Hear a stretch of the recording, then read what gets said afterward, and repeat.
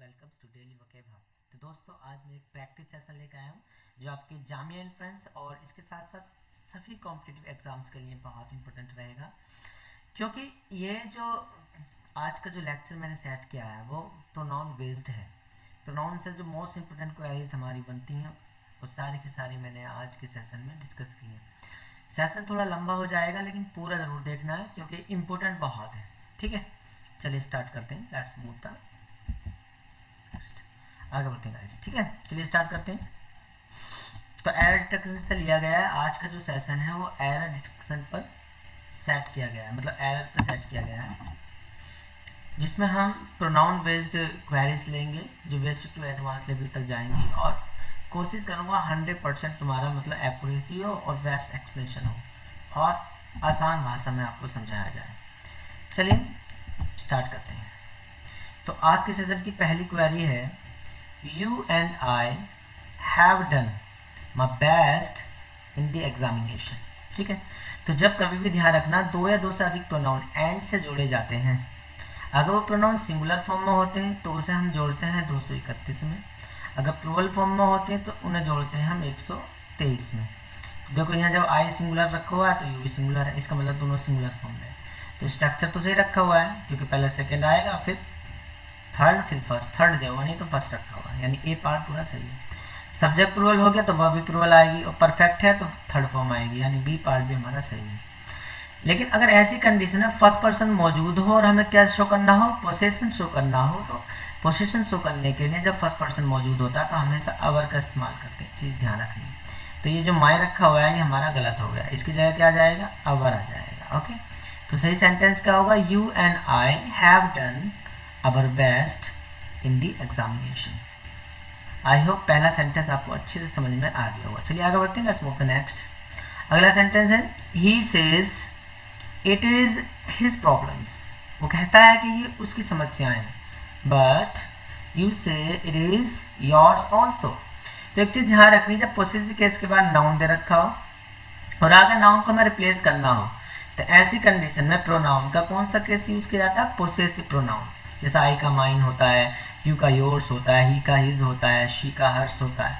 तो उसी तरह से यहाँ पे देखो योर नहीं आएगा, पोसेसिव केस नहीं आएगा, क्या आ जाएगा, पोसेसिव प्रोनाउन। तो सही क्या होगा, योर्स। सही सेंटेंस होगा, he says it is his problems what you से इट इज योर प्रॉब्लम्स। ठीक है, आई होप सेकेंड सेंटेंस भी आपको अच्छे समझ में आ गया होगा। चलिए अगला सेंटेंस देखते हैं। The hotels of Kolkata are cheaper than Patna. तो एक चीज ध्यान रखनी कि हम यहाँ जो कंपैरिजन कर रहे हैं तो कोलकाता की पटना से नहीं कर रहे, कोलकाता के होटलों की तुलना किससे कर रहे हैं, पटना के होटलों से। तो जब कभी भी किसी वस्तु के किसी भाग की तुलना उसी वर्ग के किसी अन्य व्यक्ति वस्तु से के भाग से की जाती है, तो अगर ये भाग सिंगुलर होता है तो हम लगाते हैं फ्रेंड्स डेट ऑफ। ओके, और अगर ये भाग प्लूरल फॉर्म में होता है तो हम यूज करते हैं दोज ऑफ। देखो देन के बाद अब देखो यहाँ पार्ट क्या, होटल्स दे रखा है, तो ऐसी कंडीशन में देन के तुरंत बाद क्या लगाएंगे हम, दोज ऑफ।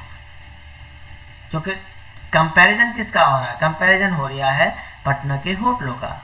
आई होप ये सेंटेंस आपको अच्छे से समझ में आ गया होगा। चलिए आगे बढ़ते हैं, smooth next. Veena is thinner than either of her for sisters. तो एक चीज ध्यान रखनी है आपको फ्रेंड्स, एक होता है आइदर, एक होता है हमारा नाइदर।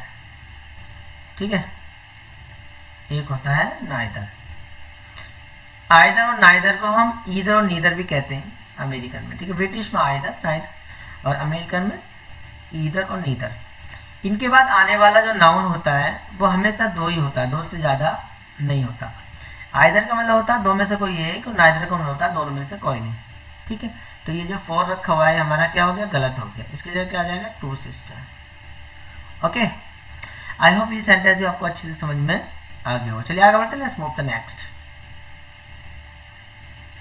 और एक चीज मैं बताऊं, ये फोर ही क्यों गलत है, अब इसे यहाँ मत कर देना गलती कभी, क्यों, क्योंकि कंपैरिजन किस में होता है, दो में, और यहाँ कंपैरेटिव डिग्री रखा हुई, इसलिए हम फोर को गलत करेंगे, ना कि आइदर को। ठीक है, चलिए आगे बढ़ते हैं, लेट्स मूव द नेक्स्ट।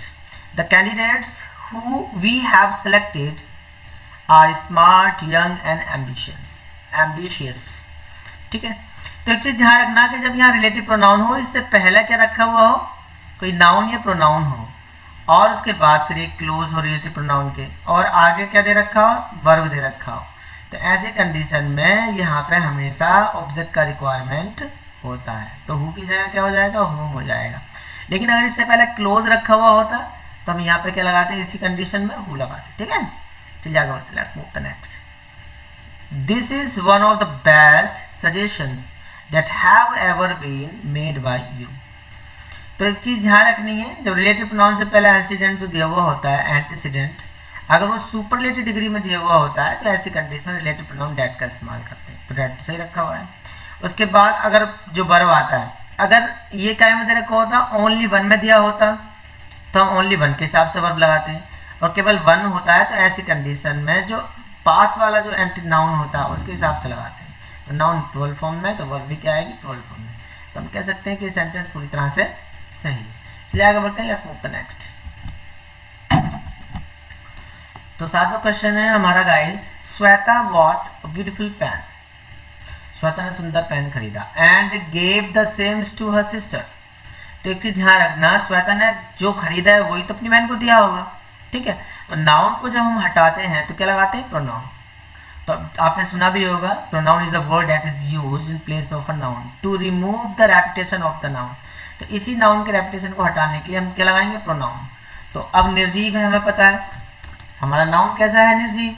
तो यहाँ जो ये क्या दे रखा है, सेम दे रखा है, सेम की जगह क्या आ जाएगा, नॉन लिविंग है वो, तो हम इसकी जगह लगाएंगे गाइस इट। क्या आ जाएगा, इट। तो ये ध्यान रखना कि द सेम की जगह क्या आ जाएगा, इट आ जाएगा। ओके, तो यहाँ पे लगा देंगे हम इट, किसकी जगह, द सेम की जगह। चलिए आगे बढ़ते हैं। The more you read this book the more you will like this. तो देखो यहाँ पे भी यही गलती होगी कि वो कह रहा है कि जितनी ज़्यादा तुम इस किताब को पढ़ोगे उतना ज़्यादा इसको पसंद करोगे। तो इसको किसको, किताब को। तो यहाँ पे भी नाउन का रिप्लेसमेंट हो गया, तो यहाँ पे भी क्या लगाएंगे हम, प्रोनाउन इट लगाएंगे, ना कि दिस। डेमोस्ट्रेटिव प्रोनाउन नहीं लगाते, नाउन को रिप्लेस करते हैं, पर्सनल प्रोनाउन आता है। ठीक है, इट आ जाएगा। चलिए आगे बढ़ते हैं, let's move the next. Your father does not like you going to the pictures every day। तो एक चीज ध्यान रखना गाइस कि जब कभी भी जीरन दे रखा हो, जीरन से पहले कोई प्रोनाउन दे रखा हो, तो जनरली वो प्रोनाउन किस केस में होता है, पोसेसिव केस में होता है। या ऐसे भी कह सकते हैं कि पोसेसिव केस के बाद आने वाला वर्ब जीरन फॉर्म में होता है। तो यहाँ यू की जगह क्या हो जाएगा फ्रेंड, योर हो जाएगा। तो सही सेंटेंस क्या होगा, your father does not like your going to the pictures every day. Okay, चलिए आगे बढ़ते हैं। Whom did you say was knocking at the door। तो एक चीज ध्यान रखना, इस वर्ब का सब्जेक्ट तो यू है, लेकिन इस was का कोई सब्जेक्ट नहीं दे रखा, तो यहाँ रिक्वायरमेंट हुआ सब्जेक्ट का। तो ये जो whom लिखा हुआ है, इस whom को काय में कन्वर्ट कर देंगे, नॉमिनेटिव केस में। और whom का नॉमिनेटिव केस क्या होता है, who। तो सही सेंटेंस क्या होगा, who did you say was knocking at the door। I hope ये सेंटेंस भी आपको आसानी से समझ में आ गया होगा। चलिए आगे बढ़ते हैं, let's move the next. The director ordered the teacher to let the students and I go in। यानी डायरेक्टर ने अध्यापक को आदेश दिया क्या करने के लिए, छात्रों को और मुझे अंदर जाने के लिए। ठीक है, तो एक चीज ध्यान रखना, एंड से पहले क्या आया, हमारा स्टूडेंट्स आया, और स्टूडेंट्स किसके बाद आया, वर्ब के बाद। तो वर्ब के बाद आने वाला नाउन या प्रोनाउन ऑब्जेक्टिव केस में होता है। तो जब एंड से पहले ऑब्जेक्ट आया तो एंड के बाद भी क्या आएगा, ऑब्जेक्ट। तो ये जो आई लिखा हुआ है इसकी जगह क्या आ जाएगा, मी आ जाएगा। ओके, आई होप ये सेंटेंस भी आपको अच्छे समझ में आ गया होगा। चलिए आगे बढ़ते हैं, let's move the next. Rahul was present in the class except Raman and I Noel. तो यहाँ पे भी देखो कंडीशन को समझना है कि ये जो एक्सेप्ट दे रखा है ये क्या है, प्रपोजिशन है। हम अच्छे से जानते हैं कि प्रपोजिशन के बाद आने वाला नाउन या प्रोनाउन ऑब्जेक्टिव केस में होता है। जब एंड से पहले ऑब्जेक्ट आया तो एंड के बाद भी ऑब्जेक्ट आएगा, तो मी नहीं आएगा, क्या आ जाएगा, अब सॉरी आई नहीं आएगा, क्या आ जाएगा, मी आ जाएगा। ठीक है, क्योंकि ऑब्जेक्टिव केस आएगा। रिक्वायरमेंट किसका हुआ, ऑब्जेक्ट का। सही सेंटेंस क्या होगा, Rahul was present in the class except Raman and me. Okay, I hope ये बात आपको अच्छी समझ में आ गई। चलिए आगे बढ़ते हैं, लेट्स मूव द नेक्स्ट। अगली क्वेरी हमारी, either of this two roads leads to Patna market. ठीक है, तो देखो यहाँ पे आइदर ऑफ आ गया। तो मैंने क्या बताया था कि आइदर ऑफ के बाद आने वाला जो नाउन होता है वो कितनी होती है, वो नाउन्स टू होती हैं। और ऐसी कंडीशन में आइदर नाइदर के साथ जो वर्ब आता है वो कैसा था, सिंगुलर फॉर्म में, तो वर्ब भी सिंगुलर फॉर्म में आपको। तो आई होप ये सेंटेंस बिल्कुल सही है, नो एरर। ठीक है, चलिए आगे बढ़ते हैं, let's move to next. The 5 sisters lived in Patna and they loved each other। ये चीज ध्यान रखनी फ्रेंड्स, ईच अदर जो होता है हमारा, ईच अदर का प्रयोग हम दो के साथ करते हैं, जबकि दो से ज्यादा के साथ क्या लगाते हैं हम, वन अनदर, ये याद रखना। ठीक है, तो रेसिप्रोकल प्रोनाउन क्या आएगा यहाँ पर, वन अनदर। क्यों, क्योंकि सिस्टर्स कितनी है, 5, 2 से ज्यादा है, तो ये ईच अदर हमारा ये कट जाएगा और इसकी जगह आ जाएगा वन अनदर। ओके, तो वन अनदर आ जाएगा। आई होप ये सेंटेंस भी आपको अच्छे से समझ में आ गया होगा। चलिए अगला देखते हैं। The only book which you have purchase today is in demand nowadays. यानी इकलौती यानी मात्र वो किताब जो तुमने आज खरीदी है वो क्या है, आजकल डिमांड में है। ठीक, तो ध्यान रखना, एंटीसीडेंट जब काय से जुड़ा हुआ हो, ओनली से जुड़ा हो, तो रिलेटिव प्रोनाउन क्या लगाते हैं हम फ्रेंड्स, डेट का इस्तेमाल करते हैं। ओके, चाहे वो लिविंग हो या नॉन लिविंग। चलिए आगे बढ़ते हैं, लेट्स मूव टू नेक्स्ट। अगला sentence, a woman can do everything what a man can do. तो देखो, जब रिलेटिव प्रोनाउन का एंटीसीडेंट दिया हो और वो क्या में दिया हो, हमारा इंडेफिनिट प्रोनाउन में, तो रिलेटिव प्रोनाउन क्या आता है हमारा फ्रेंड्स, डेट आता है, व्हाट नहीं आएगा। व्हाट का एंटीसीडेंट नहीं दिया होता है। जैसे अगर मैं बोलूँ अंडरस्टैंड व्हाट यू, जैसे मतलब अंडरस्टैंड व्हाट आई सेड, यानी जो मैंने कहा वो आप समझते हो।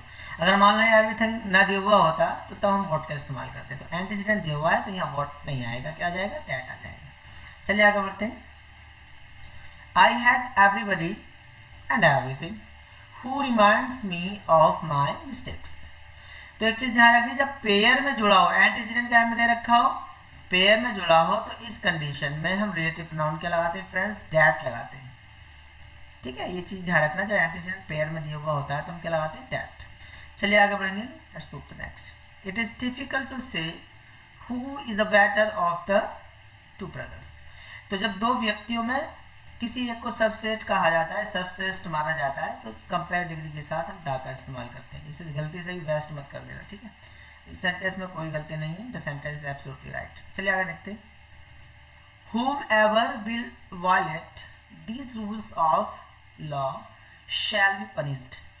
तो देखो ये वर्ब रखी हुई है, वर्ब से पहले क्या आना चाहिए, सब्जेक्ट, तो यहाँ किसका रिक्वायरमेंट हुआ, सब्जेक्ट का, तो whomever की जगह क्या आना चाहिए, whoever, whoever। ठीक है, तो सही सेंटेंस क्या होगा, whoever will violate these rules of law shall be punished। चलिए अगला देखते हैं सेंटेंस। वीडियो थोड़ी लंबी हो जाएगी, इसलिए आज के सेशन की लास्ट क्वेरी देखते हैं। She is one of the few people whom I think might be good the job। तो एक चीज़ ध्यान रखनी, देखो यहाँ बोला गया है कि कुछ लोगों में से वह क्या है, एक है। मुझे लगता है कि अब देखो यहाँ पे रिलेटिव प्रोनाउन, इससे पहले क्या दे रखा है, क्लोज दे रखा है, फिर आगे भी एक क्लोज दे रखा है, फिर क्या दे रखी है, वर्ब दे रखी है। तो वर्ब को क्या चाहिए, सब्जेक्ट। तो चीज ध्यान रखना, यहाँ रिक्वायरमेंट किसका हुआ, सब्जेक्टिव केस का, तो यहाँ हु हो जाएगा हुम के स्थान पर। आई होप ये सेशन आपको अच्छा लगा होगा। अगर ये सेशन आपको अच्छा लगा है तो आप इस सेशन को ज़्यादा से ज़्यादा अपने दोस्तों के साथ शेयर करें। ठीक है, ताकि वो इसको अवेल कर सकें, इसका लाभ उठा सकें। ठीक है, thanks for watching this video and never forget like, comment and subscribe my channel. Thank you so much.